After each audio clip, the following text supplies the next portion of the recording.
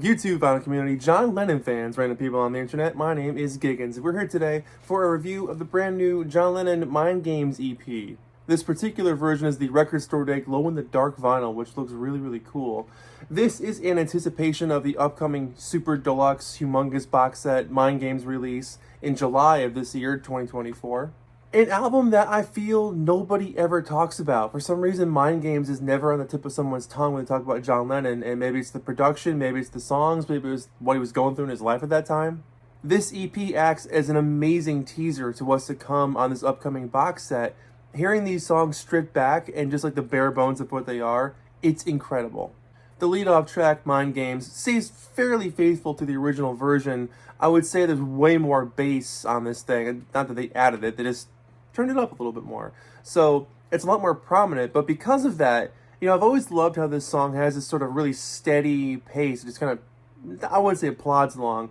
It has this course that it runs, just on and on and on.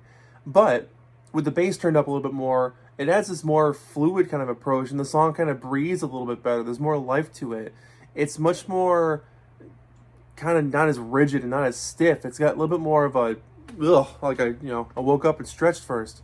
John's voice sounds incredible. The production on his voice is unreal. I'm not sure how much they changed that from the original versions that have been around for years at this point, but on this record in particular, his voice sounded really great. Track 2 is really fun. It's I'm the Greatest, a very early take, probably one of the earliest takes there is of this song, with George, Ringo, and Klaus jamming together. And hearing John sing lead on this is always fun. It's just cool to hear him sing this song. And he gave it to Ringo because he was like, look, if I put this song out with me singing about how I'm the greatest, people are going to rip me apart.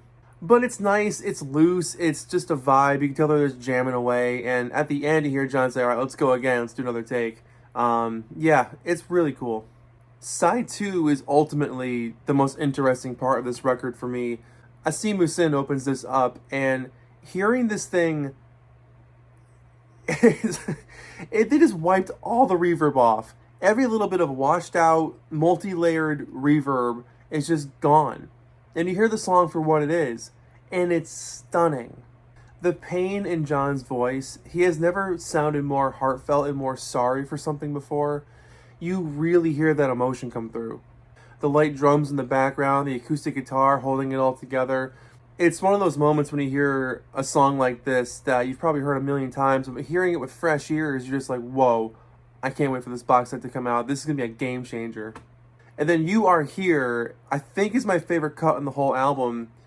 This is really exciting because the original one, this is a take 5. So it's an outtake, it's a take 5, etc., and it goes on for a really long time. They just kind of jam it and figure it out as they're going along, but I really enjoy that. This song on the original record has a ton of reverb on John's voice, and the song itself sounds like it was recorded in a cave. Lots of shakers on it on top too, and they take all that away. It's just John, a couple of guitars, very bare bones. It's simple, it's direct, it's an absolute showstopper, and I really love hearing the process. You can tell that they're just jamming this thing and figuring out where they want to go with it, what they can do with it, but really they could have just stopped there. It sounds perfect exactly the way it is. And as promised, here's the record. Really nice lined inner sleeve, which is cool. And glow in the dark vinyl. Gotta hold it up to the light. Make it glow. There's also a standard black version of this record as well. I'm not sure how many were pressed of each variant, but I know they were pretty limited. Overall, I'm really excited for what's to come from this Mind Games reissue. It's an album that I go back to every once in a while, and every time I play it, I'm kind of like I really want to like this album. And I don't think I've done a review of this thing yet. Have I? Maybe I have. I'll have to go back and check. This teaser EP, getting us ready for this box set coming out in the summer of 24, is special because one of the cool tricks they've done with these John Lennon releases is they usually do like a stripped back approach where they take all the reverb off. John hated his voice. He hated his voice. So any amount of reverb or tricks he could put onto it, he loved that. But we love his voice. So hearing him, just a guitar, it's beautiful.